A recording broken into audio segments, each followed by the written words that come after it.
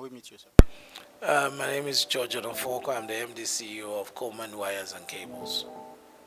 Okay, you gave us quite a number of quotes and nuggets from today's presentation. Personally, I was awakened when I heard something like your integrity has greater value than your assets.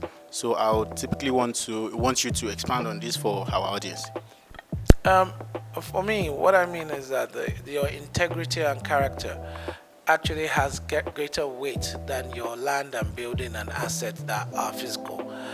Meaning that if you actually are able to show integrity in dealing, so taking for example, you want to borrow money or you want to take money from a creditor and you get to take a supply, you must be able to actually pay back without question.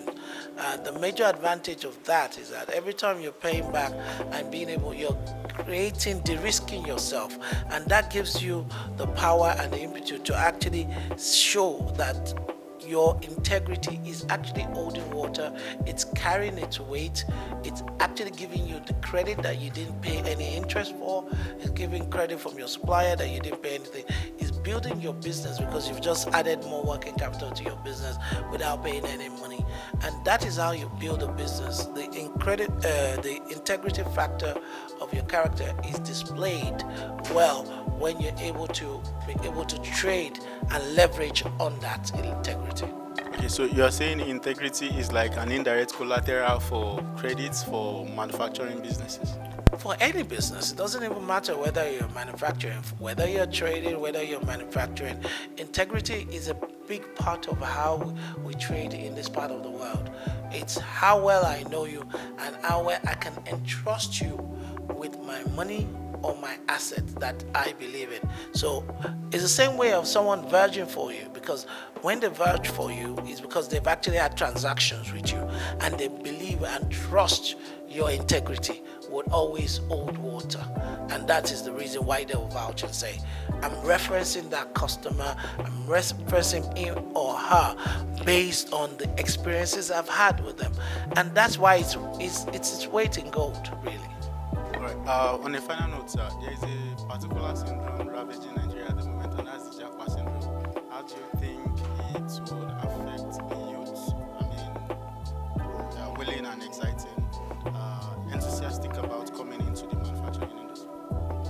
Yeah, I think the Japa syndrome is affecting every business, whether manufacturing or services or any type of business. And how do we curtail that? We need to actually give the youths a lot more impetus to believe that Nigeria can work. We need to create more jobs. We need to create more sustainable jobs. We need to give people value back into what they actually do. And with that, you should be able to reduce that Japa syndrome.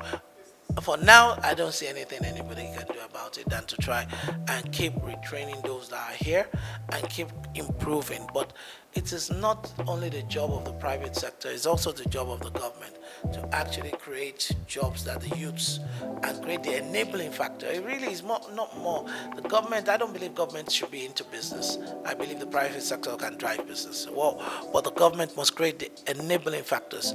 And the enabling factors are what makes us all able to do the work that keeps people at work. And enabling factors are simple as how we create our fiscal policy on import duties has to be done right.